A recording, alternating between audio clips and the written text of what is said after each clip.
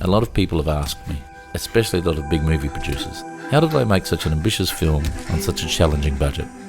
All I can say to them was, I had to throw the traditional filmmaking rulebook out the window, and I also embraced technology to the absolute fullest.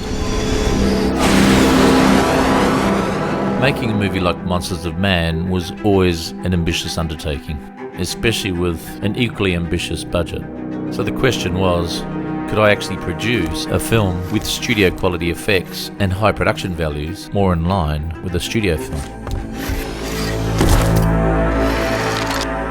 So this movie for me ended up becoming a commercial experiment to see if making movies was actually worth it. I've been incredibly fortunate over the last 25 years of being able to hone my craft by directing massive advertising campaigns for companies all around the world. The advertising industry literally forces you to be very innovative. You end up having to do things in unconventional ways to be able to create high quality content within seriously crazy budgets and equally crazy deadlines. So my whole career has been all about trying to find the best, fastest, most creative solutions to what seem sometimes like impossible requests. I forced myself over the years to learn all editing programs and most of the 2D compositing programs, and also as many 3D programs as possible, which allowed me to deliver amazing content that would normally cost a fortune. Whoa! You can lose hours upon hours of a day if your computer isn't performing to the level it should, or if the program you're using is not using the computer's full potential.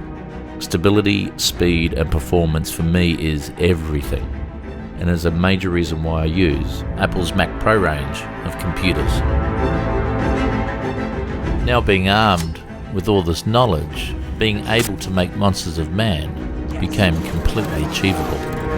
You seen this? Shooting our film would had to be super streamlined. I put together a really efficient crew that were more than happy to work in a stripped-down commando style. There was no waste, no crazy hours, and we put all the money in front of the lens and not being wasted behind us. My passion for this project was to make sure we ended up with massive production values and capturing incredible performances from our actors, and I wanted to make sure we didn't compromise at all with our visual effects. I wanted to shoot 6K and 8K RAW just so I had lots of dynamic range and resolution to play with. I also wanted to shoot 4 cameras so I had lots of coverage, so I had plenty of choices in the edit suite. Using Final Cut Pro for my commercial work, I already knew that it was super stable, powerful and quick to edit with. And I also knew I could easily finish the whole film on my MacBook Pro if I needed to. Actually, come to think of it, I was travelling a lot at the time for work and ended up editing and compositing mostly in hotel rooms and planes around the world on my MacBook Pro. Once I was happy with the edit, we exported shots to freelance visual effects artists who were scattered all around the world via Frame.io, which is seamlessly integrated into Final Cut Pro. And when our visual effects shots were all finished, I would simply just drag the final shot from Frame.io directly into my timeline. It was all so very simple.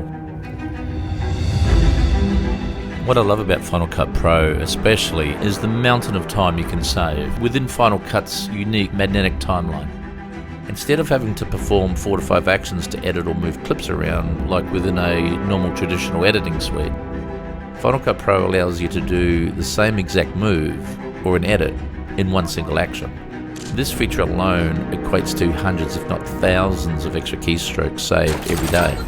So editing and mastering a multi-camera shoot like ours with several hundred visual effects shots throughout equated to weeks, probably months of saved time. That's massive when trying to keep costs down and efficiency up. The speed benefits within the latest Apple computers and the software are even better now since we finished the film.